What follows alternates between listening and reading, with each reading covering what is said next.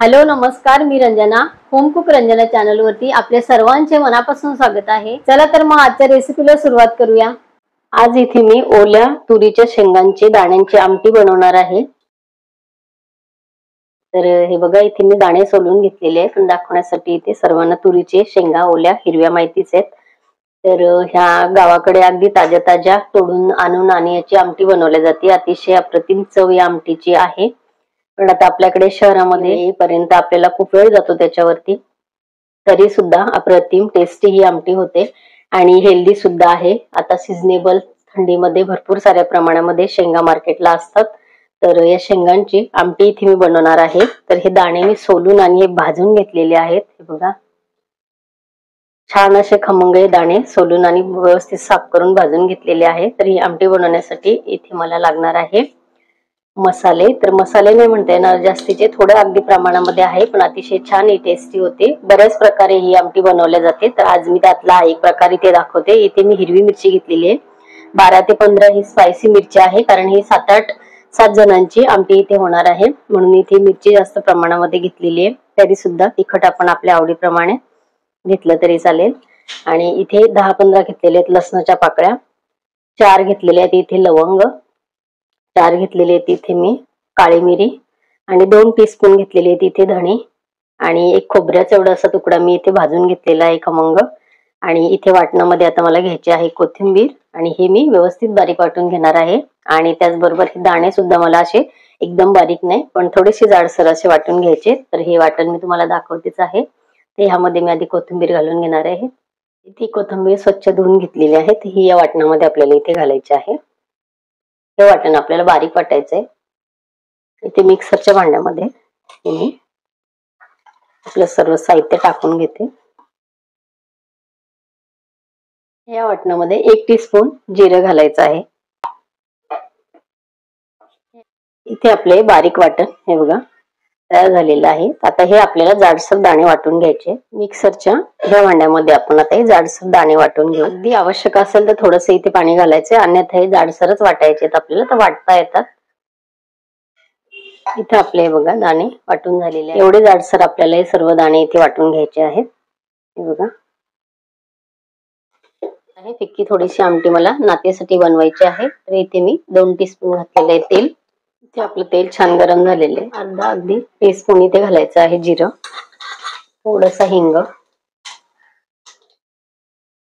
आणि इथे थोडेसे मिक्सरच्या भांड्यामध्ये हे दळलं वाटलेलं आपले दाणे घेऊन आणि त्याच्यामध्ये पाणी मिक्स करून आणि मी यामध्ये सोडून घेतलेलं.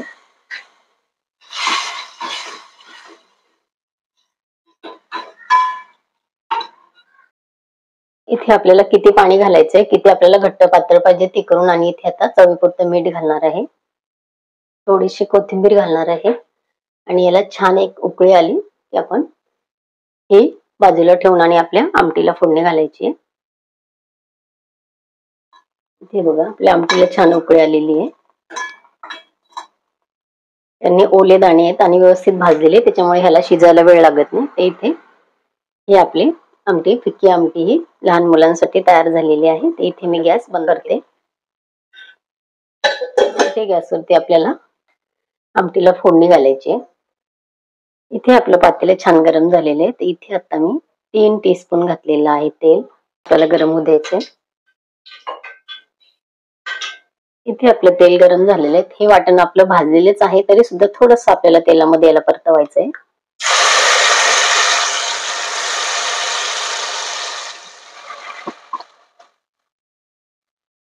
आपला मसाला त्याच्यामध्ये तेलामध्ये आपण परतवायला ठेवलेला आहे, तोपर्यंत इथे आपण पाणी घालून आणि या अशा प्रकारे ह्या वाटलेल्या दाण्यांमध्ये थोडंसं पाणी घालून आणि असं इथे खाली मिक्स करून घ्यायचं आहे.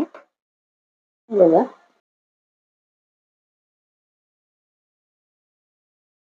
आपले दाणे जे वाटून आपण त्याच्यामध्ये पाणी घालून मिक्स करून ठेवले ते आपण याच्यात घालून घेऊ. तर इथे आपल्या आमटीला फोडणी देऊन झालेली आहे. हे बघा, एवढी जाड ही आपल्याला पाहिजे, ह्याच्यापेक्षा पातळही नाही आणि याच्यापेक्षा घट्टही आपल्याला पाहिजे नाही, कारण ती चांगली लागत नाही. तर ज्वारीच्या भाकरीवर अप्रतिम टेस्ट या तुरीच्या सोल्यांची लागते, कारण गावाकडे ह्या आमटीला तुरीचे सोले नावाने बोलल्या जातं। तर ह्याला छान उकळी आल्यानंतर इथे मी कोथिंबीर घालणार आहे आणि आता इथे टाकायचं आहे चवीपुरतं मीठ।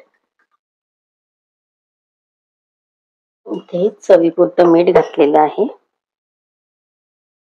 ह्याला छान आता खळखळून उकळी येऊ द्यायची आहे। इथे आपल्या तुरीच्या सोल्यांच्या आमटीला आहे बघा खळखळून उकळी आलेली आहे। तर ही आमटी शिजायला वेळ लागत नाही। आपण खमंग आपले दाणे ओले दाणे भाजून घेतलेले होते, ती पटकन शिजले जाते। तर इथे आपली गरमागरम तुरीच्या सोल्यांची आमटी तयार आहे। इथे आपण थोडीशी कोथिंबीर घालूया।